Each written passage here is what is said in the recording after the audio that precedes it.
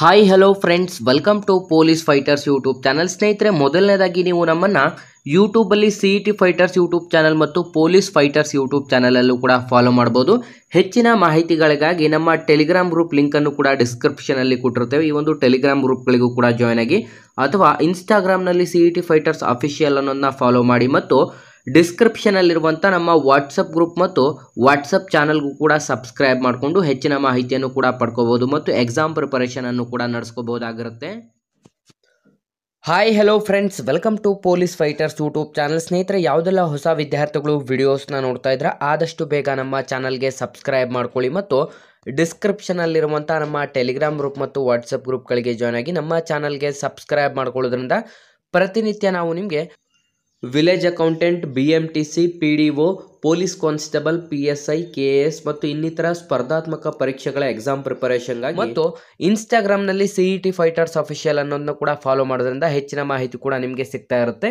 ಬನ್ನಿ ಸ್ನೇಹಿತರೆ, ಇವತ್ತಿನ ಈ ಒಂದು ಮೊದಲನೇ ಪ್ರಶ್ನೆಯನ್ನು ನೋಡಿದ್ರೆ, ಈ ಒಂದು ವಿಡಿಯೋದಲ್ಲಿ ಕಂಪ್ಲೀಟ್ ಆಗಿ ನಾನು ನಿಮಗೆ ಭಾರತದ ಸಂವಿಧಾನಕ್ಕೆ ಸಂಬಂಧಪಟ್ಟಂತಹ ಪ್ರಶ್ನೆಗಳನ್ನು ಮಾತ್ರ ತೆಗೆದು ಈ ಹಿಂದೆ ಕೇಳಲಾದಂಥ PDO ಮತ್ತು ಇನ್ನಿತರ ಸ್ಪರ್ಧಾತ್ಮಕ ಪರೀಕ್ಷೆಗಳ ಅತಿ ಮುಖ್ಯವಾದಂಥ ಸಂವಿಧಾನದ ಪ್ರಶ್ನೆಗಳನ್ನು ಮಾತ್ರ ಈ ಒಂದು ವಿಡಿಯೋದಲ್ಲಿ. ಸ್ನೇಹಿತರೆ, ಮೊದಲನೇ ಪ್ರಶ್ನೆಯನ್ನ ನೋಡಿದ್ರೆ, ಅಲಿಖಿತ ಸಂವಿಧಾನಕ್ಕೆ ಉತ್ತಮ ಉದಾಹರಣೆ ಯಾವುದು? ಸ್ನೇಹಿತರೆ, ಅಲಿಖಿತ ಸಂವಿಧಾನಕ್ಕೆ ಉತ್ತಮ ಉದಾಹರಣೆ ಯಾವುದು ಅಂತ ಇಲ್ಲಿ ಪ್ರಶ್ನೆ ಆಗಿರುತ್ತದೆ. ಸರಿಯಾದಂಥ ಉತ್ತರ option A England. Option A England ಅಥವಾ UK ಸರಿಯಾದಂಥ ಉತ್ತರ ಕೂಡ ಆಗಿರುತ್ತದೆ. ನೆಕ್ಸ್ಟ್, ಎರಡನೇ ಪ್ರಶ್ನೆ ಕಡೆಗೆ ಬರೋದಾದ್ರೆ, ಭಾರತದಲ್ಲಿ ಹೊಸ ರಾಜ್ಯ ರಚನೆಗೆ ಸಂವಿಧಾನದ ಯಾವ ಒಂದು ಭಾಗಕ್ಕೆ ತಿದ್ದುಪಡಿಯನ್ನ ಮಾಡಬೇಕು? ಸ್ನೇಹಿತರೆ, ನಮ್ಮ ಭಾರತದಲ್ಲಿ ಹೊಸ ರಾಜ್ಯ ಏನಾದರೂ ರಚನೆ ಆಗಬೇಕು ಅಂತಂದ್ರೆ ಸಂವಿಧಾನದ ಯಾವ ಒಂದು ಭಾಗಕ್ಕೆ ನಾವು ತಿದ್ದುಪಡಿಯನ್ನ ಮಾಡಬೇಕು ಅಂತ ನೋಡೋದಾದ್ರೆ ಸರಿಯಾದಂಥ ಉತ್ತರ ಆಪ್ಷನ್ ಎ 1ನೇ ಭಾಗ. ಸ್ನೇಹಿತರೆ, ಆಪ್ಷನ್ ಎ 1ನೇ ಭಾಗಕ್ಕೆ ನಾವು ತಿದ್ದುಪಡಿಯನ್ನ ಮಾಡೋದ್ರ ಮೂಲಕ ನಮ್ಮ ಭಾರತ ಸಂವಿಧಾನಕ್ಕೆ ಮತ್ತು ನಮ್ಮ ಭಾರತದಲ್ಲಿ ಹೊಸ ರಾಜ್ಯಗಳನ್ನು ಕೂಡ ನಾವು ಸೇರಿಸಬಹುದಾಗಿರುತ್ತದೆ. ನೆಕ್ಸ್ಟ್, ಮೂರನೇ ಪ್ರಶ್ನೆಯನ್ನ ನೋಡೋದಾದ್ರೆ, ಸಂವಿಧಾನದ 1ನೇ ಭಾಗ ಯಾವ ವಿಷಯದ ಬಗ್ಗೆ ತಿಳಿಸುತ್ತದೆ? ಸ್ನೇಹಿತರೆ, ನಮ್ಮ ಭಾರತ ಸಂವಿಧಾನದ 1ನೆಯ ಭಾಗವು ಯಾವ ಒಂದು ವಿಷಯದ ಬಗ್ಗೆ ಮಾಹಿತಿಯನ್ನ ನೀಡುತ್ತದೆ ಅಂತ ನೋಡೋದಾದ್ರೆ ಆಪ್ಷನ್ ಸಿ ಭಾರತದ ರಾಜ್ಯಗಳ ಒಕ್ಕೂಟ. ಆಪ್ಷನ್ ಸಿ ಭಾರತವು ಒಂದು ರಾಜ್ಯಗಳ ಒಕ್ಕೂಟ ಎಂದು ಕರೆಯಲಾಗುತ್ತದೆ.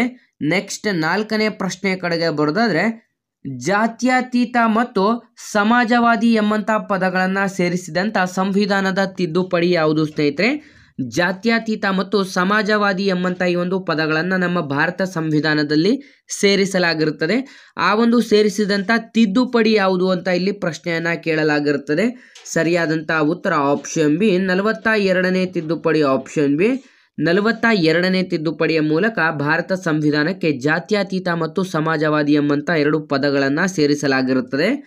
ಸ್ನೇಹಿತರೆ, ನಿಮಗೆ ಈ ಒಂದು ವಿಡಿಯೋ ಏನಾದರೂ ತುಂಬ ಹೆಲ್ಪ್ಫುಲ್ ಆಗಿದೆ ಅಂತ ಏನಾದರೂ ಅನ್ನಿಸ್ತಾ ಇದ್ರೆ ಇಲ್ಲಿ ಕಾಣಿಸ್ತಿರುವಂಥ ಈ ಒಂದು ನಂಬರ್ಗೆ ಫೋನ್ಪೇ ಅಥವಾ ಗೂಗಲ್ ಪೇಯಲ್ಲಿ ₹5 ಡೊನೇಟ್ ಮಾಡಿ, ಅಥವಾ ಇಲ್ಲಿ ಕಾಣಿಸ್ತಿರುವಂಥ ಈ ಒಂದು QR ಕೋಡ್ಗೂ ಕೂಡ ನೀವು ₹5 ಡೊನೇಟನ್ನು ಮಾಡ್ಬೋದಾಗಿರುತ್ತೆ. ನಿಮಗೆ ಇಷ್ಟ ಇದ್ದರೆ ಮಾತ್ರ ನೀವು ಈ ಒಂದು QR ಕೋಡ್ಗೆ ಅಥವಾ ಈ ಒಂದು ಫೋನ್ಪೇ ಅಥವಾ ಗೂಗಲ್ ಪೇಯಿಂದ ₹5 ನಮಗೆ ಡೊನೇಟ್ ಮಾಡಿ ಹೆಲ್ಪ್ ಕೂಡ ಮಾಡ್ಬೋದಾಗಿರುತ್ತೆ. ನೆಕ್ಸ್ಟ್, 5ನೇ ಪ್ರಶ್ನೆ ಕಡೆಗೆ ಬರೋದಾದ್ರೆ, ಭಾರತದ ಮುಖ್ಯ ಚುನಾವಣಾ ಅಧಿಕಾರಿಯವರನ್ನ ನೇಮಿಸುವವರು ಯಾರು? ಸ್ನೇಹಿತರೆ, ನಮ್ಮ ಭಾರತದ ಮುಖ್ಯ ಚುನಾವಣಾ ಅಧಿಕಾರಿಗಳನ್ನ ನೇಮಿಸುವವರು ಯಾರು ಅಂತ ಪ್ರಶ್ನೆ ಕೂಡ ಆಗಿರುತ್ತದೆ. ಸ್ನೇಹಿತರೆ, ನಿಮಗೆ ಎಲ್ರಿಗೂ ಕೂಡ ಗೊತ್ತಿರುತ್ತದೆ, ಪ್ರತಿಯೊಂದು ಎಕ್ಸಾಮ್ಸ್ಗಳಲ್ಲಿ ನಿಮಗೆ ಆಲ್ಮೋಸ್ಟ್ ರಾಷ್ಟ್ರಪತಿಗೆ ಸಂಬಂಧಪಟ್ಟಂಥ ಒಂದು ಪ್ರಶ್ನೆಗಳು ಮಿನಿಮಮ್ ಅಂದರೂ ಕೂಡ 2 ಬಂದಿರುತ್ತದೆ. ಹಾಗಾಗಿ ನೀವು ಅದ್ರ ಬಗ್ಗೆನೂ ಕೂಡ ಕಾನ್ಸಂಟ್ರೇಟ್ ಮಾಡಬೇಕಾಗಿರುತ್ತೆ.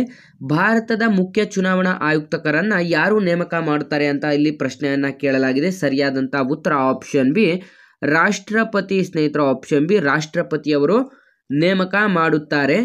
ನೆಕ್ಸ್ಟ್, 6ನೇ ಪ್ರಶ್ನೆ ಕಡೆಗೆ ಬರೋದಾದ್ರೆ, ರಾಜ್ಯಸಭಾ ಸದಸ್ಯರ ಸದಸ್ಯತ್ವದ ಅವಧಿ ಎಷ್ಟು? ಸ್ನೇಹಿತರೆ, ರಾಜ್ಯಸಭಾ ಸದಸ್ಯರ ಅವಧಿ ಎಷ್ಟು ಅಂತ ಇಲ್ಲಿ ಪ್ರಶ್ನೆಯನ್ನ ಕೇಳಲಾಗಿದೆ.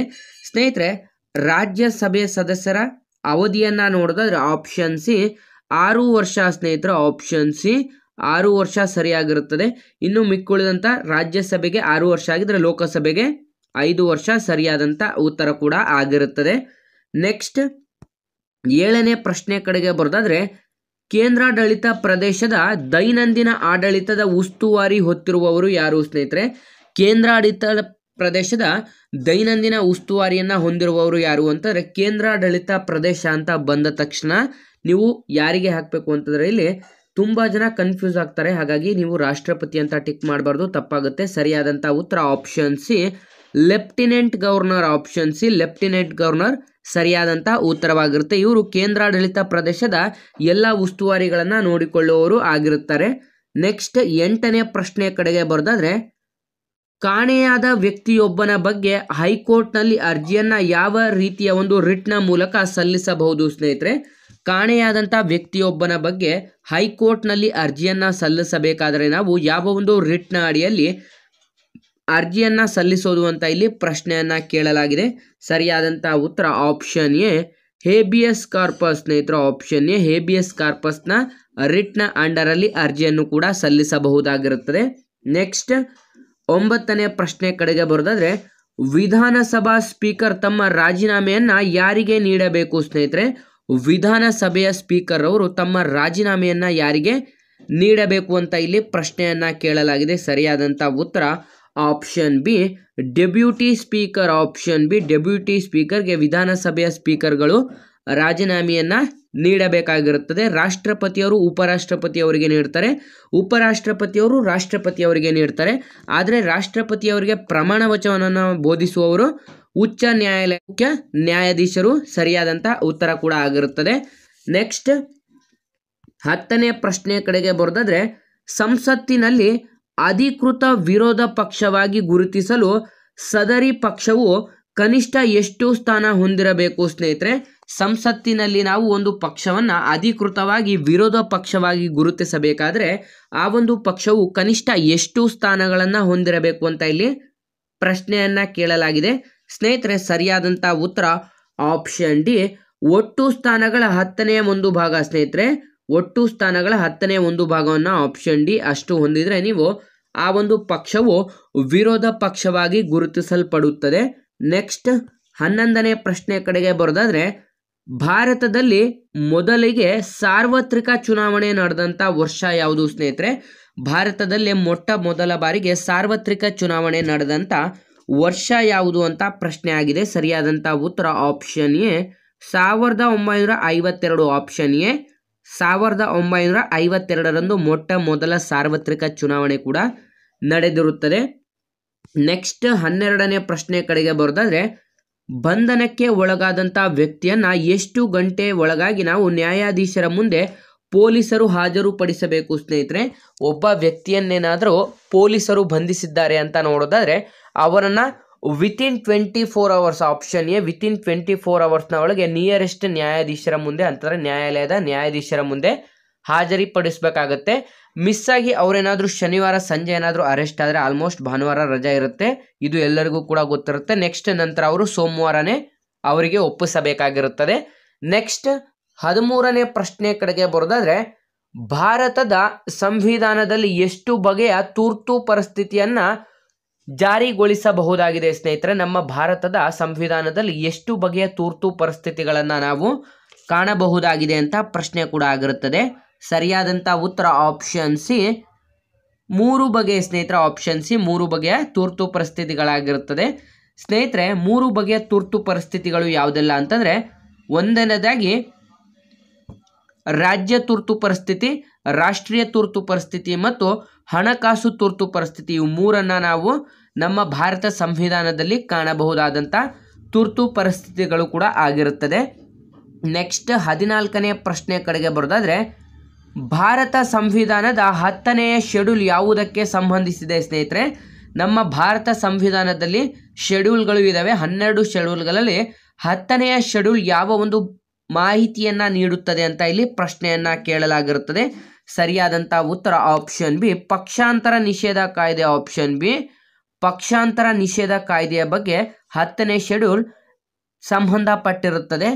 ನೆಕ್ಸ್ಟ್ 15ನೇ ಪ್ರಶ್ನೆ ಕಡೆಗೆ ಬರೋದಾದ್ರೆ, ಸುಗ್ರೀವಾಜ್ಞೆಯನ್ನು ರಾಷ್ಟ್ರಪತಿಗಳು ಯಾವ ಸಂದರ್ಭದಲ್ಲಿ ಹೊರಡಿಸುತ್ತಾರೆ ಸ್ನೇಹಿತರೆ?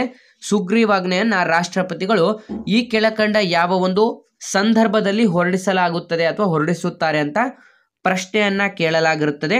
ಸ್ನೇಹಿತರೆ ಸರಿಯಾದಂಥ ಉತ್ತರ ಆಪ್ಷನ್ ಎ ಸಂಸತ್ತು ಅಧಿವೇಶನ ಇಲ್ಲದಿದ್ದಾಗ, ಆಪ್ಷನ್ ಎ ಸಂಸತ್ತು ಅಧಿವೇಶನ ಇಲ್ಲದಿದ್ದಾಗ ರಾಷ್ಟ್ರಪತಿಯವರು ಸುಗ್ರೀವಾಜ್ಞೆಯನ್ನು ಹೊರಡಿಸಬಹುದಾಗಿರುತ್ತದೆ. ನೆಕ್ಸ್ಟ್ 16ನೇ ಪ್ರಶ್ನೆ ಕಡೆಗೆ ಬರೋದಾದ್ರೆ, ಲೋಕಸಭೆಗೆ ನಾಮಕರಣಗೊಳ್ಳುವಂಥ ಇಬ್ಬರು ಸದಸ್ಯರು ಯಾವ ಸಮುದಾಯಕ್ಕೆ ಸೇರಿರುತ್ತಾರೆ ಸ್ನೇಹಿತರೆ? ಲೋಕಸಭೆಗೆ ನಾಮಕರಣಗೊಳ್ಳುವಂಥ ಇಬ್ಬರು ಸದಸ್ಯರನ್ನ ಈ ಕೆಳಗಿನ ಯಾವ ಒಂದು ಸಮುದಾಯದಿಂದ ಆಯ್ದುಕೊಳ್ಳಲಾಗುತ್ತದೆ ಅಂತ ಪ್ರಶ್ನೆ ಆಗಿರುತ್ತದೆ. ಸರಿಯಾದಂಥ ಉತ್ತರ ಆಪ್ಷನ್ ಡಿ ಆಂಗ್ಲೋ ಇಂಡಿಯನ್ ಜನಾಂಗ. ಸ್ನೇಹಿತರೆ ಆಪ್ಷನ್ ಡಿ ಆಂಗ್ಲೋ ಇಂಡಿಯನ್ ಜನಾಂಗದಿಂದ ಇಬ್ಬರನ್ನ ಲೋಕಸಭೆಗೆ ನಾಮಕರಣವನ್ನ ಮಾಡಿಕೊಳ್ಳಲಾಗುತ್ತದೆ. ನೆಕ್ಸ್ಟ್ 17ನೇ ಪ್ರಶ್ನೆ ಕಡೆಗೆ ಬರೋದಾದ್ರೆ, ಭಾರತದ ಉಪರಾಷ್ಟ್ರಪತಿಯವರು ಯಾರಿಂದ ಆರಿಸಲ್ಪಡುತ್ತಾರೆ ಸ್ನೇಹಿತರೆ?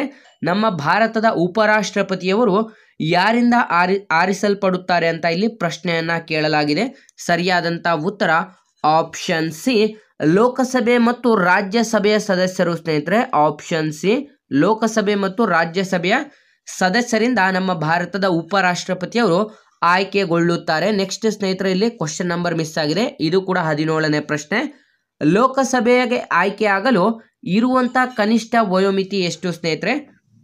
ಲೋಕಸಭೆಗೆ ಆಯ್ಕೆಯಾಗಲು ಬೇಕಿರುವಂಥ ಕನಿಷ್ಠ ವಯಸ್ಸು ಎಷ್ಟು ಅಂತ ಇಲ್ಲಿ ಪ್ರಶ್ನೆ ಆಗಿದೆ. ಸರಿಯಾದಂಥ ಉತ್ತರ ಆಪ್ಷನ್ ಬಿ 25 ವರ್ಷ ಸ್ನೇಹಿತರು. ಆಪ್ಷನ್ ಬಿ 25 ವರ್ಷ ಇದ್ರೆ ನೀವು ಲೋಕಸಭೆಗೆ ಆಯ್ಕೆ ಕೂಡ ಆಗಬಹುದಾಗಿರುತ್ತದೆ. ನೆಕ್ಸ್ಟ್ 18ನೇ ಪ್ರಶ್ನೆ ಕಡೆಗೆ ಬರೋದಾದ್ರೆ, ಈ ಕೆಳಗಿನ ಯಾವ ಹಕ್ಕು ಮೂಲಭೂತ ಹಕ್ಕಾಗಿರುವುದಿಲ್ಲ ಸ್ನೇಹಿತರೆ? ಈ ಕೆಳಗಿನ ಯಾವ ಒಂದು ಹಕ್ಕು ಮೂಲಭೂತ ಹಕ್ಕಾಗಿರುವುದಿಲ್ಲ ಅಂತ ಪ್ರಶ್ನೆಯನ್ನ ಕೇಳಲಾಗಿರುತ್ತದೆ. ಸ್ನೇಹಿತರೆ ಸರಿಯಾದಂಥ ಉತ್ತರ ಆಪ್ಷನ್ ಸಿ ನೌಕರಿಯ ಹಕ್ಕು ಸ್ನೇಹಿತರೆ. ಆಪ್ಷನ್ ಸಿ ನೌಕರಿಯ ಹಕ್ಕು ಇದು ಮೂಲಭೂತ ಹಕ್ಕಾಗಿರುವುದಿಲ್ಲ. ಇನ್ನು ಮುಖ್ಯುಳಿದವೆಲ್ಲವೂ ಕೂಡ ಮೂಲಭೂತ ಹಕ್ಕುಗಳಾಗಿರುತ್ತದೆ. ನೆಕ್ಸ್ಟ್ 19ನೇ ಪ್ರಶ್ನೆ ಕಡೆಗೆ ಬರೋದಾದ್ರೆ, ಯಾರು ರಾಜ್ಯಸಭೆಯ ಮುಖ್ಯಸ್ಥರಾಗಿ ಕಾರ್ಯವನ್ನ ನಿರ್ವಹಿಸುತ್ತಿರುತ್ತಾರೆ ಸ್ನೇಹಿತರೆ? ಈ ಕೆಳಗಿನವರು ಯಾರು ರಾಜ್ಯಸಭೆಯ ಮುಖ್ಯಸ್ಥರಾಗಿ ಕಾರ್ಯವನ್ನ ನಿರ್ವಹಿಸುತ್ತಿರುತ್ತಾರೆ ಅಂತ ಪ್ರಶ್ನೆ ಆಗಿದೆ. ಸ್ನೇಹಿತರೆ ಇದು ಕೂಡ ತುಂಬಾ ಇಂಪಾರ್ಟೆಂಟ್ ಆದಂತ ಪ್ರಶ್ನೆ ಆಗಿರುತ್ತದೆ. 19ನೇ ಪ್ರಶ್ನೆಗೆ ಸರಿಯಾದಂಥ ಉತ್ತರ ಆಪ್ಷನ್ ಬಿ ಉಪರಾಷ್ಟ್ರಪತಿ ಸ್ನೇಹಿತರೆ. ಯಾವಾಗಲೂ ಅಷ್ಟೇ, ಯಾರೇ ಉಪರಾಷ್ಟ್ರಪತಿ ಚೇಂಜ್ ಆದರೂ ಕೂಡ ರಾಜ್ಯಸಭೆಯ ಮುಖ್ಯಸ್ಥರಾಗಿ ಕಾರ್ಯವನ್ನ ನಿರ್ವಹಿಸೋರು ಯಾರು ಅಂತಂದ್ರೆ ಉಪರಾಷ್ಟ್ರಪತಿಗಳು ಆಗಿರುತ್ತಾರೆ. ನೆಕ್ಸ್ಟ್ 20ನೇ ಪ್ರಶ್ನೆ ಕಡೆಗೆ ಬರೋದಾದ್ರೆ, ನಮ್ಮ ಸಂವಿಧಾನದ ಯಾವ ವಿಧಿಯ ಅಸ್ಪೃಶ್ಯತೆ ಆಚರಣೆಯನ್ನ ತೆಗೆದುಹಾಕಿದೆ ಸ್ನೇಹಿತರೆ? ನಮ್ಮ ಭಾರತ ಸಂವಿಧಾನದಲ್ಲಿ ಯಾವ ಒಂದು ವಿಧಿಯು ಅಸ್ಪೃಶ್ಯತೆ ಆಚರಣೆಯನ್ನ ತೆಗೆದುಹಾಕಲಾಗಿದೆ ಅಂತ ಪ್ರಶ್ನೆ ಆಗಿದೆ. ಸರಿಯಾದಂಥ ಉತ್ತರ ಆಪ್ಷನ್ ಸಿ 17ನೇ ವಿಧಿ ಸ್ನೇಹಿತರು. ಆಪ್ಷನ್ ಸಿ 17ನೇ ವಿಧಿ ಈ ಒಂದು ಅಸ್ಪೃಶ್ಯತಾ ನಿಷೇಧ ಕಾಯ್ದೆಯನ್ನ ತೆಗೆದು ಕೂಡ ಹಾಕಲಾಗಿರುತ್ತದೆ. ಸ್ನೇಹಿತರೆ ನಿಮಗೆ ಈ ಒಂದು ವಿಡಿಯೋ ಏನಾದರೂ ತುಂಬ ಹೆಲ್ಪ್ಫುಲ್ ಆಗಿದೆ ಅಂತ ಏನಾದರೂ ಅನ್ನಿಸ್ತಾ ಇದ್ರೆ ಇಲ್ಲಿ ಕಾಣಿಸ್ತಿರುವಂಥ ಈ ಒಂದು ನಂಬರ್ಗೆ ಫೋನ್ಪೇ ಅಥವಾ ಗೂಗಲ್ ಪೇಯಲ್ಲಿ 5 ರೂಪೀಸನ್ನು ಡೊನೇಟ್ ಮಾಡಿ, ಅಥವಾ ಇಲ್ಲಿ ಕಾಣಿಸ್ತಿರುವಂಥ ಈ ಒಂದು QR ಕೋಡ್ಗೂ ಕೂಡ ನೀವು 5 ರೂಪೀಸ್ ಡೊನೇಟನ್ನು ಮಾಡ್ಬೋದಾಗಿರುತ್ತೆ. ನಿಮಗೆ ಇಷ್ಟ ಇದ್ದರೆ ಮಾತ್ರ ನೀವು ಈ ಒಂದು QR ಕೋಡ್ಗೆ ಅಥವಾ ಈ ಒಂದು ಫೋನ್ಪೇ ಅಥವಾ ಗೂಗಲ್ ಪೇಯಿಂದ 5 ರೂಪೀಸನ್ನು ನಮಗೆ ಡೊನೇಟ್ ಮಾಡಿ ಹೆಲ್ಪ್ ಕೂಡ ಮಾಡ್ಬೋದಾಗಿರುತ್ತೆ. ನೆಕ್ಸ್ಟ್ 21ನೇ ಪ್ರಶ್ನೆಯನ್ನು ನೋಡೋದಾದ್ರೆ, ಭಾರತ ಸಂವಿಧಾನದ 24ನೇ ವಿಧಿ ಪ್ರಕಾರ ಎಷ್ಟು ವರ್ಷಕ್ಕಿಂತ ಕಡಿಮೆ ವಯಸ್ಸಿನ ಮಕ್ಕಳ ದುಡಿಮೆ ನಿಷೇಧಿಸಲಾಗಿದೆ ಸ್ನೇಹಿತರೆ? ನಮ್ಮ ಭಾರತ ಸಂವಿಧಾನದ 24ನೇ ವಿಧಿಯ ಪ್ರಕಾರ ಎಷ್ಟು ವರ್ಷಕ್ಕಿಂತ ಕಡಿಮೆ ವಯಸ್ಸಿನ ಮಕ್ಕಳ ದುಡಿಮೆಯನ್ನು ನಿಷೇಧಿಸಲಾಗಿದೆ ಅಂತ ಇಲ್ಲಿ ಪ್ರಶ್ನೆಯನ್ನು ಕೇಳಲಾಗಿರುತ್ತದೆ. ಸ್ನೇಹಿತರೆ ಸರಿಯಾದಂಥ ಉತ್ತರ ಆಪ್ಷನ್ ಡಿ 14 ವರ್ಷ ಸ್ನೇಹಿತರು. ಆಪ್ಷನ್ ಡಿ ಇದನ್ನು ಬಾಲಕಾರ್ಮಿಕ ನಿಷೇಧ ಕಾಯ್ದೆ ಅಂತಲೂ ಕೂಡ ಕರೆಯಲಾಗುತ್ತದೆ. ನಿಮಗೆ 14 ವರ್ಷದ ಒಳಗಿನ ಮಕ್ಕಳನ್ನ ಯಾವುದೇ ಒಂದು ಕಂಪನಿಯಾಗಲಿ ಯಾವುದೇ ಒಂದು ಆಫೀಸಲ್ಲಿ ಕೆಲಸಕ್ಕೆ ಇಟ್ಕೊಳ್ಳೋ ಹಾಗೆ ಇರೋದಿಲ್ಲ. ಇದಕ್ಕೆ ಬಾಲಕಾರ್ಮಿಕ ನಿಷೇಧ ಕಾಯ್ದೆಯಿಂದನೂ ಕೂಡ ಕರೆಯಲಾಗುತ್ತದೆ 24ನೇ ವಿಧಿಗೆ. ನೆಕ್ಸ್ಟ್ 22ನೇ ಪ್ರಶ್ನೆಯನ್ನು ನೋಡಿದ್ರೆ, ಮೂಲಭೂತ ಹಕ್ಕುಗಳ ರಕ್ಷಕ ಎಂದು ಯಾವುದನ್ನು ಕರೆಯುತ್ತಾರೆ ಸ್ನೇಹಿತರೆ? ಮೂಲಭೂತ ಹಕ್ಕುಗಳ ರಕ್ಷಕ ಎಂದು ಈ ಕೆಳಗಿನ ಯಾರನ್ನ ಕರೆಯಲಾಗುತ್ತದೆ ಅಂತ ಪ್ರಶ್ನೆ ಆಗಿರುತ್ತದೆ. ಸರಿಯಾದಂಥ ಉತ್ತರ ಆಪ್ಷನ್ ಎ ಸುಪ್ರೀಂ ಕೋರ್ಟ್ ಸ್ನೇಹಿತರೆ. ಆಪ್ಷನ್ ಎ ಸುಪ್ರೀಂ ಕೋರ್ಟ್ ಮತ್ತು ಹೈಕೋರ್ಟ್ಗಳು ಎರಡೂ ಕೂಡ ಮೂಲಭೂತ ಹಕ್ಕುಗಳ ರಕ್ಷಕ ಆಗಿರುತ್ತದೆ. ಉಚ್ಚ ನ್ಯಾಯಾಲಯ ಮತ್ತು ಸರ್ವೋಚ್ಚ ನ್ಯಾಯಾಲಯ ಎರಡೂ ಕೂಡ ಮೂಲಭೂತ ಹಕ್ಕುಗಳ ರಕ್ಷಕ ಆಗಿ ಕಾರ್ಯವನ್ನು ನಿರ್ವಹಿಸುತ್ತದೆ. ನೆಕ್ಸ್ಟ್ 23ನೇ ಪ್ರಶ್ನೆ ಕಡೆಗೆ ಬರೋದಾದ್ರೆ ಸಂವಿಧಾನಕ್ಕೆ ಸೇರಿಸಲಾದಂಥ 11ನೇ ಮೂಲಭೂತ ಕರ್ತವ್ಯ ಏನನ್ನ ತಿಳಿಸುತ್ತದೆ ಸ್ನೇಹಿತರೆ? ಸಂವಿಧಾನಕ್ಕೆ ಸೇರಿಸಲಾದಂಥ 11ನೇ ಮೂಲಭೂತ ಕರ್ತವ್ಯ ಏನನ್ನ ತಿಳಿಸುತ್ತದೆ ಅಂತ ಇಲ್ಲಿ ಪ್ರಶ್ನೆಯನ್ನ ಕೇಳಲಾಗಿರುತ್ತದೆ.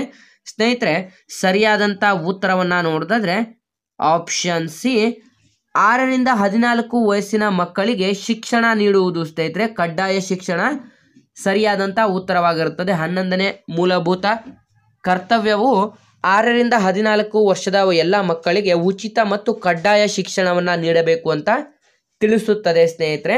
ನೆಕ್ಸ್ಟ್ 24ನೇ ಪ್ರಶ್ನೆ ಕಡೆಗೆ ಬರೋದಾದ್ರೆ ರಾಷ್ಟ್ರಪತಿಯವರು ಲೋಕಸಭೆಯನ್ನು ಯಾರ ಶಿಫಾರಸ್ಸಿನ ಮೇಲೆ ವಿಸರ್ಜಿಸಬಹುದು ಸ್ನೇಹಿತರೆ?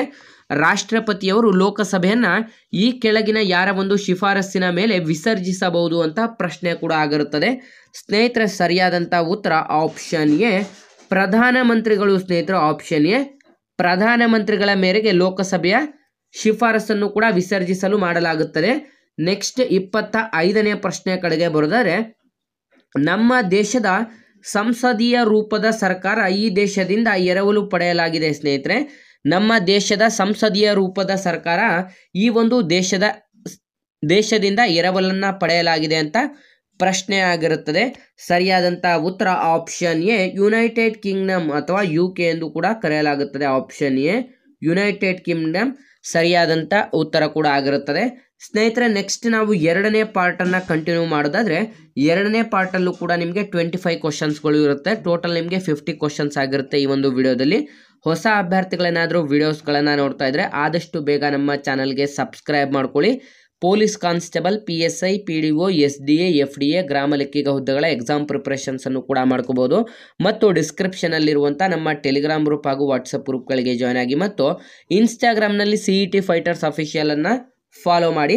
ಸ್ನೇಹಿತರೆ, ನೆಕ್ಸ್ಟ್ 2ನೇ ಪಾರ್ಟ್ನ ಮೊದಲನೇ ಪ್ರಶ್ನೆಯನ್ನು ನೋಡಿದ್ರೆ ಭಾರತದ ಸಂವಿಧಾನದಲ್ಲಿ ರಾಜ್ಯ ನಿರ್ದೇಶಕ ತತ್ವಗಳನ್ನು ಎಲ್ಲಿಂದ ಎರವಲು ಪಡೆಯಲಾಗಿದೆ ಸ್ನೇಹಿತರೆ? ಭಾರತದ ಸಂವಿಧಾನದಲ್ಲಿ ರಾಜ್ಯ ನಿರ್ದೇಶಕ ತತ್ವಗಳನ್ನು ಎಲ್ಲಿಂದ ಎರವಲನ್ನು ಪಡೆಯಲಾಗಿದೆ ಅಂತ ನೋಡಿದ್ರೆ ಸರಿಯಾದಂಥ ಉತ್ತರ ಆಪ್ಷನ್ ಡಿ, ಐರ್ಲೆಂಡ್ ದೇಶದಿಂದ ಸ್ನೇಹಿತರೆ. ಆಪ್ಷನ್ ಡಿ, ಐರ್ಲೆಂಡ್ ದೇಶದ ಸಂವಿಧಾನದಿಂದ ಎರವಲು ಪಡೆಯಲಾಗಿರುತ್ತದೆ. ನೆಕ್ಸ್ಟ್ 2ನೇ ಪ್ರಶ್ನೆ ಕಡೆಗೆ ಬರೋದಾದ್ರೆ ಭಾರತದ ರಾಷ್ಟ್ರ ಧ್ವಜದ ಉದ್ದ ಮತ್ತು ಅಗಲ ಅನುಪಾತದಲ್ಲಿ ನಾವು ನೋಡಿದಾಗ ಎಷ್ಟಾಗಿರುತ್ತೆ ಸ್ನೇಹಿತರೆ? ನಮ್ಮ ಭಾರತದ ರಾಷ್ಟ್ರ ಧ್ವಜದ ಉದ್ದ ಮತ್ತು ಅಗಲವನ್ನು ನಾವು ಅನುಪಾತದಲ್ಲಿ ನೋಡುವುದಾದರೆ ಸ್ನೇಹಿತರೆ ಸರಿಯಾದಂಥ ಉತ್ತರ ಆಪ್ಷನ್ ಡಿ, 3:2. ಆಪ್ಷನ್ ಡಿ, 3:2 ಆಗಿರುತ್ತದೆ. ಇಲ್ಲಿ ಉದ್ದ ಮತ್ತು ಅಗಲ ಅಂತ ಕೇಳಿದರೆ, ಅಗಲ ಮತ್ತು ಉದ್ದ ಅಂತ ಕೇಳಿದ್ರೆ ಇದ್ರ ಉಲ್ಟಾ ಆಗುತ್ತದೆ ಸ್ನೇಹಿತರೆ. ಅಷ್ಟೇ, ಅವರು ಈ ರೀತಿಯಾಗಿ ನಿಮಗೆ ಪ್ರಶ್ನೆಗಳನ್ನು ಟ್ವಿಸ್ಟೆಡ್ ಪ್ರಶ್ನೆಗಳನ್ನು ಕೇಳಲಾಗುತ್ತೆ. ಹಾಗಾಗಿ ವಿದ್ಯಾರ್ಥಿಗಳು ಆದಷ್ಟು ಇಂಥ ಪ್ರಶ್ನೆಗಳ ಬಗ್ಗೆ ನೀವು ಕಾನ್ಸಂಟ್ರೇಟ್ ಮಾಡಬೇಕಾಗುತ್ತೆ. ನಮ್ಮ ಚಾನಲಲ್ಲಿ ಪ್ರತಿಯೊಂದು ಸಬ್ಜೆಕ್ಟ್ಸ್ಗೆ ಸಂಬಂಧಪಟ್ಟಂಥ ವಿಡಿಯೋಗಳನ್ನು ಕೂಡ ಹಾಕಿರ್ತೀವಿ. ವಿದ್ಯಾರ್ಥಿಗಳು ಆದಷ್ಟು ನಮ್ಮ ಚಾನಲ್ಗೆ ಭೇಟಿ ನೀಡಿ ನಿಮ್ಮ ಎಲ್ಲ ವಿಡಿಯೋಗಳನ್ನು ನೋಡಿ ನಿಮ್ಮ ಎಕ್ಸಾಮ್ ಪ್ರಿಪ್ರೇಷನ್ಸನ್ನು ಕೂಡ ಮಾಡ್ಕೋಬೋದು. ನೆಕ್ಸ್ಟ್ 3ನೇ ಪ್ರಶ್ನೆ ಕಡೆಗೆ ಬರೋದಾದ್ರೆ ಜಪಾನಿನ ಪಾರ್ಲಿಮೆಂಟನ್ನು ಏನೆಂದು ಕರೆಯುತ್ತಾರೆ ಸ್ನೇಹಿತರೆ? ಜಪಾನಿನ ಪಾರ್ಲಿಮೆಂಟನ್ನು ಏನೆಂದು ಕರೆಯಲಾಗುತ್ತದೆ ಅಂತಂದರೆ option D, diet. Option D, diet ಎಂದು ಜಪಾನಿನ ಪಾರ್ಲಿಮೆಂಟಿಗೆ ಕರೆಯಲಾಗುತ್ತದೆ. ನೆಕ್ಸ್ಟ್ 4ನೇ ಪ್ರಶ್ನೆ ಕಡೆಗೆ ಬರೋದಾದ್ರೆ ಭಾರತ ಸಂವಿಧಾನದಲ್ಲಿ ಈಗ ಎಷ್ಟು ಮೂಲಭೂತ ಕರ್ತವ್ಯಗಳಿವೆ ಸ್ನೇಹಿತರೆ?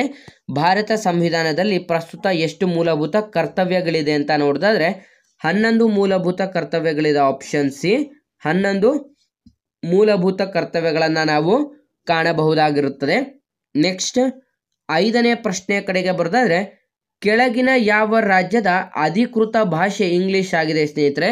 ಈ ಕೆಳಕಂಡ ಯಾವ ಒಂದು ರಾಜ್ಯದ ಅಧಿಕೃತ ಭಾಷೆ ಇಂಗ್ಲಿಷ್ ಆಗಿರುತ್ತದೆ ಅಂತ ನೋಡೋದಾದರೆ ಸರಿಯಾದಂಥ ಉತ್ತರ option B, Nagaland. Option B, ನಾಗಾಲ್ಯಾಂಡ್ನ ಅಧಿಕೃತ ಭಾಷೆ ಇಂಗ್ಲಿಷ್ ಆಗಿರುತ್ತದೆ. ನೆಕ್ಸ್ಟ್ 6ನೇ ಪ್ರಶ್ನೆ ಕಡೆಗೆ ಬರೋದಾದ್ರೆ ಭಾರತ ಸಂವಿಧಾನದಲ್ಲಿ ನಮೂದಿಸಲಾದಂಥ ಮೂಲಭೂತ ಹಕ್ಕುಗಳ ಸಂರಕ್ಷಕರು ಯಾರು ಸ್ನೇಹಿತರೆ? ನಮ್ಮ ಭಾರತ ಸಂವಿಧಾನದಲ್ಲಿ ನಮೂದಿಸಲಾದಂಥ ಮೂಲಭೂತ ಹಕ್ಕುಗಳ ಸಂರಕ್ಷಕರು ಯಾರು ಅಂತ ಪ್ರಶ್ನೆ ಆಗಿದೆ. ಈ ಒಂದು ಪ್ರಶ್ನೆ ಆಗ್ಲೇನೂ ಕೂಡ ರಿಪೀಟೆಡ್ ಆಗಿತ್ತು. ಆಪ್ಷನ್ ಡಿ ಸರಿಯಾಗಿರುತ್ತದೆ. ಉಚ್ಚ ನ್ಯಾಯಾಲಯ ಮತ್ತು ಸರ್ವೋಚ್ಚ ನ್ಯಾಯಾಲಯ, ಸುಪ್ರೀಂ ಕೋರ್ಟ್ ಮತ್ತು ಹೈಕೋರ್ಟ್ ಎರಡೂ ಕೂಡ ಮೂಲಭೂತ ಹಕ್ಕುಗಳ ಸಂರಕ್ಷಕರು ಆಗಿ ಕಾರ್ಯವನ್ನು ನಿರ್ವಹಿಸಬೇಕಾಗಿರುತ್ತದೆ. ನೆಕ್ಸ್ಟ್ 7ನೇ ಪ್ರಶ್ನೆ ಕಡೆಗೆ ಬರೋದಾದ್ರೆ ಪೂರ್ಣವಾಗಿ ಭಾರತ ಸಂವಿಧಾನ ಎಂದು ಜಾರಿಗೆ ಬಂದಿತು ಸ್ನೇಹಿತರೆ? ಪೂರ್ಣವಾಗಿ ನಮ್ಮ ಭಾರತದ ಸಂವಿಧಾನ ಎಂದು ಜಾರಿಗೆ ಬಂದಿತು ಅಂತ ಪ್ರಶ್ನೆ ಕೂಡ ಆಗಿರುತ್ತದೆ. ಸರಿಯಾದಂಥ ಉತ್ತರ option A 26 January 1950. Option A 26 ಜನವರಿ 1950 ಸರಿಯಾದಂಥ ಉತ್ತರವಾಗಿದೆ. ನೆಕ್ಸ್ಟ್ 8ನೇ ಪ್ರಶ್ನೆ ಕಡೆಗೆ ಬರೋದಾದ್ರೆ ಭಾರತ ಸಂವಿಧಾನದ ಎಷ್ಟನೇ ವಿಧಿಯಲ್ಲಿ ಮೂಲಭೂತ ಕರ್ತವ್ಯವನ್ನು ನಮೂದಿಸಲಾಗಿದೆ ಸ್ನೇಹಿತರೆ? ನಮ್ಮ ಭಾರತ ಸಂವಿಧಾನದ ಎಷ್ಟನೇ ವಿಧಿಯಲ್ಲಿ ಮೂಲಭೂತ ಕರ್ತವ್ಯಗಳನ್ನು ನಮೂದಿಸಲಾಗಿದೆ ಅಂತ ಪ್ರಶ್ನೆ ಕೂಡ ಆಗಿರುತ್ತದೆ. ಸರಿಯಾದಂಥ ಉತ್ತರ ಆಪ್ಷನ್ ಸಿ 51A ಸ್ನೇಹಿತರೆ. ಆಪ್ಷನ್ ಸಿ 51A ಸರಿಯಾದಂಥ ಉತ್ತರ ಕೂಡ ಆಗಿರುತ್ತದೆ. ನೆಕ್ಸ್ಟ್ 9ನೇ ಪ್ರಶ್ನೆ ಕಡೆಗೆ ಬರೋದಾದ್ರೆ ಭಾರತದ ರಾಷ್ಟ್ರಪತಿಯಾಗಲು ಅಗತ್ಯವಿರುವಂಥ ಕನಿಷ್ಠ ವಯಸ್ಸು ಎಷ್ಟು ಸ್ನೇಹಿತರೆ? ನಮ್ಮ ಭಾರತದ ರಾಷ್ಟ್ರಪತಿಯಾಗಿ ನೀವೇನಾದರೂ ಕಾರ್ಯವನ್ನು ನಿರ್ವಹಿಸಬೇಕಾದ್ರೆ ನಿಮ್ಮ ಒಂದು ಕನಿಷ್ಠ ವಯಸ್ಸು ಆಪ್ಷನ್ ಡಿ 35 ವರ್ಷ ಆಗಿರಬೇಕಾಗುತ್ತೆ. ಆಪ್ಷನ್ ಡಿ 35 ವರ್ಷ ಆಗಿರಬೇಕಾಗಿರುತ್ತದೆ. ನೆಕ್ಸ್ಟ್ 10ನೇ ಪ್ರಶ್ನೆ ಕಡೆಗೆ ಬರೋದಾದ್ರೆ ಎಷ್ಟು ವರ್ಷ ವಯಸ್ಸಾಗುವ ತನಕ ಸರ್ವೋಚ್ಚ ನ್ಯಾಯಾಲಯದ ನ್ಯಾಯಾಧೀಶರು ಹುದ್ದೆಯನ್ನು ಹೊಂದಿರುತ್ತಾರೆ ಸ್ನೇಹಿತರೆ? ಅಂತಂದರೆ ಎಷ್ಟು ವರ್ಷಗಳವರೆಗೆ ಸರ್ವೋಚ್ಚ ನ್ಯಾಯಾಲಯದ ನ್ಯಾಯಾಧೀಶರು ಕಾರ್ಯವನ್ನು ನಿರ್ವಹಿಸಬಹುದು ಅಂತ ಪ್ರಶ್ನೆ ಕೂಡ ಆಗಿರುತ್ತದೆ. ಸರಿಯಾದಂಥ ಉತ್ತರ ಆಪ್ಷನ್ ಸಿ 65 ವರ್ಷ. ಆಪ್ಷನ್ ಸಿ 65 ವರ್ಷದವರೆಗೆ ಕಾರ್ಯವನ್ನು ನಿರ್ವಹಿಸಬಹುದಾಗಿರುತ್ತದೆ. ನೆಕ್ಸ್ಟ್ 11ನೇ ಪ್ರಶ್ನೆಯನ್ನು ನೋಡೋದಾದ್ರೆ ಮಂತ್ರಿಮಂಡಲದ ಸಭೆಯ ಅಧ್ಯಕ್ಷತೆಯನ್ನು ಯಾರು ವಹಿಸುತ್ತಾರೆ ಸ್ನೇಹಿತರೆ? ಮಂತ್ರಿಮಂಡಲದ ಸಭೆಯ ಅಧ್ಯಕ್ಷತೆಯನ್ನು ಯಾರು ವಹಿಸುತ್ತಾರೆ ಅಂತ ಪ್ರಶ್ನೆ ಆಗಿದೆ. ಸರಿಯಾದಂಥ ಉತ್ತರ ಆಪ್ಷನ್ ಎ ಮುಖ್ಯಮಂತ್ರಿಗಳು ಸ್ನೇಹಿತರು. ಆಪ್ಷನ್ ಎ ಮುಖ್ಯಮಂತ್ರಿಗಳು ಮಂತ್ರಿಮಂಡಲದ ಸಭೆಯ ಅಧ್ಯಕ್ಷತೆಯನ್ನು ವಹಿಸುವವರು ಆಗಿರುತ್ತಾರೆ. ನೆಕ್ಸ್ಟ್ 12ನೇ ಪ್ರಶ್ನೆಯನ್ನು ನೋಡಿದ್ರೆ ಕಾನೂನು ಮತ್ತು ಸುವ್ಯವಸ್ಥೆ ಎಂಬಂಥ ವಿಷಯವು ಭಾರತ ಸಂವಿಧಾನದ ಯಾವ ಒಂದು ವಿಷಯದಲ್ಲಿ ಸೇರಿದೆ ಸ್ನೇಹಿತರೆ? ಕಾನೂನು ಮತ್ತು ಸುವ್ಯವಸ್ಥೆ ಎಂಬಂಥ ಈ ಒಂದು ವಿಷಯವು ಭಾರತ ಸಂವಿಧಾನದ ಯಾವ ಒಂದು ವಿಷಯದಲ್ಲಿ ಸೇರಿದೆ ಅಂತ ಇಲ್ಲಿ ಪ್ರಶ್ನೆಯನ್ನು ಕೂಡ ಕೇಳಲಾಗಿರುತ್ತದೆ. ಸ್ನೇಹಿತರೆ ಸರಿಯಾದಂಥ ಉತ್ತರವನ್ನು ಕೂಡ ಇಲ್ಲಿ ನೀಡಲಾಗಿರುತ್ತೆ. ಯಾವುದು ಅಂತಂದರೆ ಆಪ್ಷನ್ ಸಿ ಸಮವರ್ತಿ ಪಟ್ಟಿ ಸ್ನೇಹಿತರೆ. ಆಪ್ಷನ್ ಸಿ ಸಮವರ್ತಿ ಪಟ್ಟಿಯಲ್ಲಿ ನಾವು ಕಾನೂನು ಮತ್ತು ಸುವ್ಯವಸ್ಥೆಯನ್ನು ಕೂಡ ಕಾಣಬಹುದಾಗಿರುತ್ತದೆ. ನೆಕ್ಸ್ಟ್ 13ನೇ ಪ್ರಶ್ನೆಯ ಕಡೆಗೆ ಬರೋದಾದ್ರೆ ಸ್ವಾತಂತ್ರ್ಯ ದಿನಾಚರಣೆಯಂದು ದೆಹಲಿಯ ಕೆಂಪು ಕೋಟೆಯಿಂದ ರಾಷ್ಟ್ರಕ್ಕೆ ಸಂದೇಶ ನೀಡುವವರು ಯಾರು ಸ್ನೇಹಿತರೆ? ಸ್ವಾತಂತ್ರ್ಯ ದಿನಾಚರಣೆಯ ಸಂದರ್ಭದಲ್ಲಿ ದೆಹಲಿಯ ಕೆಂಪು ಕೋಟೆಯಿಂದ ರಾಷ್ಟ್ರಕ್ಕೆ ಸಂದೇಶವನ್ನು ನೀಡುವವರು ಯಾರು ಅಂತ ಇಲ್ಲಿ ಪ್ರಶ್ನೆ ಕೂಡ ಆಗಿರುತ್ತದೆ. ಸರಿಯಾದಂಥ ಉತ್ತರ ಆಪ್ಷನ್ ಬಿ ಪ್ರಧಾನಮಂತ್ರಿಗಳು. ಆಪ್ಷನ್ ಬಿ ನಮ್ಮ ಭಾರತ ದೇಶದ ಪ್ರಧಾನಮಂತ್ರಿಗಳು ಈ ಒಂದು ಮಾಹಿತಿಯನ್ನು ನೀಡಿ ನಮ್ಮ ಭಾರತ ದೇಶವನ್ನು ಉದ್ದೇಶಿಸಿ ಮಾತನಾಡುತ್ತಾರೆ. ನೆಕ್ಸ್ಟ್ 14ನೇ ಪ್ರಶ್ನೆ ಕಡೆಗೆ ಬರೋದಾದ್ರೆ ಕೆಳಗಿನ ಯಾವುದನ್ನು ಭಾರತ ಸಂವಿಧಾನದಲ್ಲಿ ಖಾತರಿಪಡಿಸಲಾಗಿರುವುದಿಲ್ಲ ಸ್ನೇಹಿತರೆ? ಕೆಳಗಿನ ಯಾವುದನ್ನು ನಮ್ಮ ಭಾರತ ಸಂವಿಧಾನದಲ್ಲಿ ಖಾತರಿಪಡಿಸಲಾಗಿರುವುದಿಲ್ಲ ಅಂತ ಪ್ರಶ್ನೆ ಕೂಡ ಆಗಿರುತ್ತದೆ. 14ನೇ ಪ್ರಶ್ನೆ ಸರಿಯಾದಂಥ ಉತ್ತರ ಆಪ್ಷನ್ ಡಿ ಆಸ್ತಿಯನ್ನು ಹೊಂದುವುದು ಮತ್ತು ವಿಲೇವಾರಿ ಸ್ವಾತಂತ್ರ್ಯ ಸ್ನೇಹಿತರೆ. ಆಸ್ತಿಯನ್ನು ಹೊಂದುವುದು ಮತ್ತು ವಿಲೇವಾರಿ ಸ್ವಾತಂತ್ರ್ಯವನ್ನು ನಮ್ಮ ಭಾರತ ಸಂವಿಧಾನದಲ್ಲಿ ಖಾತರಿಯನ್ನು ಪಡಿಸಲಾಗಿರುವುದಿಲ್ಲ.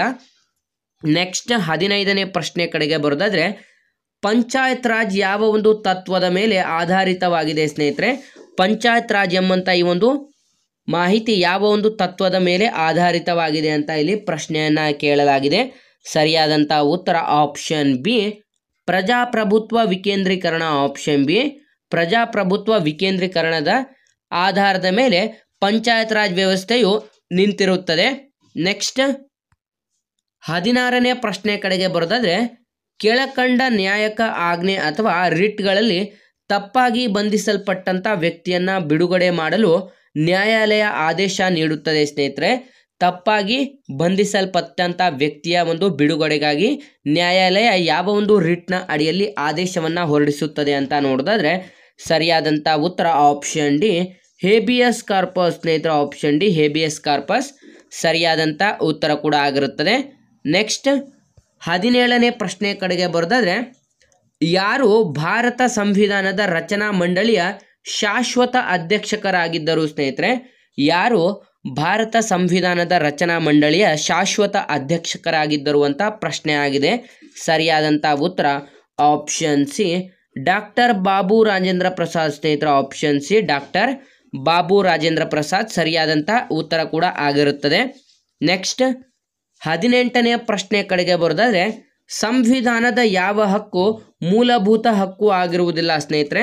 ಸಂವಿಧಾನದ ಯಾವ ಒಂದು ಹಕ್ಕು ಮೂಲಭೂತ ಹಕ್ಕಾಗಿರುವುದಿಲ್ಲ ಅಂತ ಇಲ್ಲಿ ಪ್ರಶ್ನೆಯನ್ನ ಕೇಳಲಾಗಿರುತ್ತದೆ ಸ್ನೇಹಿತರೆ. ಸರಿಯಾದಂಥ ಉತ್ತರ ಆಪ್ಷನ್ ಎ ಆಸ್ತಿಯ ಹಕ್ಕು ಸ್ನೇಹಿತರೆ. ಆಸ್ತಿಯ ಹಕ್ಕನ್ನು ಹೊರತುಪಡಿಸಿ ಧಾರ್ಮಿಕ ಹಕ್ಕು, ಸಮಾನತೆ ಹಕ್ಕು, ಶೋಷಣೆ ವಿರುದ್ಧ ಹಕ್ಕು ಇವಿಷ್ಟು ಮೂರು ಕೂಡ ಮೂಲಭೂತ ಹಕ್ಕು ಆಗಿರುತ್ತದೆ.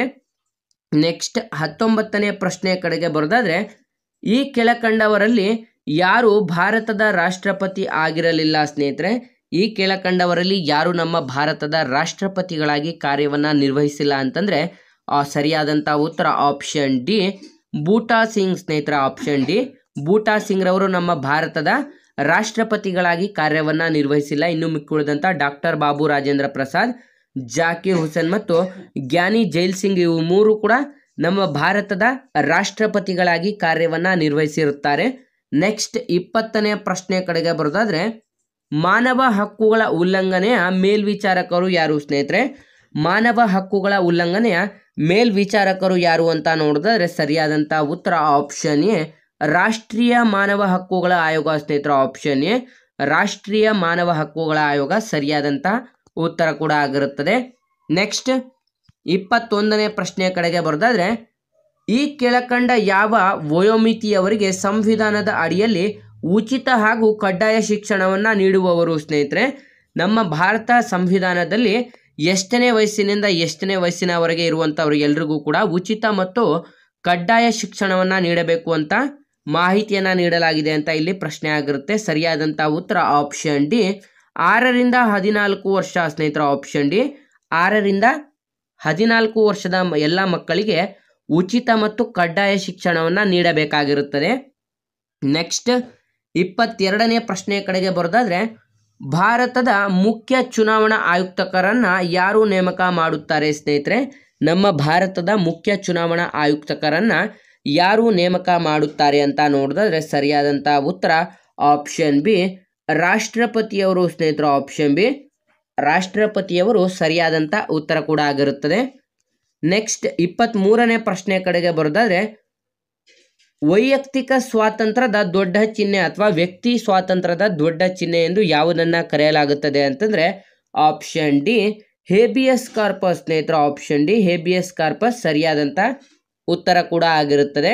ನೆಕ್ಸ್ಟ್ 24ನೇ ಪ್ರಶ್ನೆ ಕಡೆಗೆ ಬರೋದಾದ್ರೆ, ಭಾರತದ ಮೊದಲ ರಾಷ್ಟ್ರಪತಿ ಯಾರು ಸ್ನೇಹಿತರೆ? ನಮ್ಮ ಭಾರತದ ಮೊಟ್ಟ ಮೊದಲ ರಾಷ್ಟ್ರಪತಿ ಯಾರು ಅಂತ ಪ್ರಶ್ನೆ ಕೂಡ ಆಗಿರುತ್ತದೆ.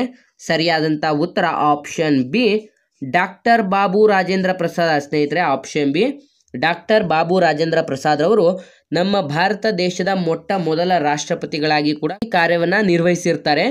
ನೆಕ್ಸ್ಟ್ 25ನೇ ಪ್ರಶ್ನೆ ಕಡೆಗೆ ಬರೋದಾದ್ರೆ ಅಂತಂದರೆ ಇದು ಇವತ್ತಿನ ವಿಡಿಯೋದಲ್ಲಿ 2ನೇ ಸೆಟ್ಟಿನ 50ನೇ ಪ್ರಶ್ನೆ ಅಂತಂದರೆ 2ನೇ ಸೆಟ್ಟಿನ 25ನೇ ಪ್ರಶ್ನೆ ಆಗಿರುತ್ತೆ. ಟೋಟಲ್ 50ನೇ ಪ್ರಶ್ನೆ ಆಗಿರುತ್ತೆ.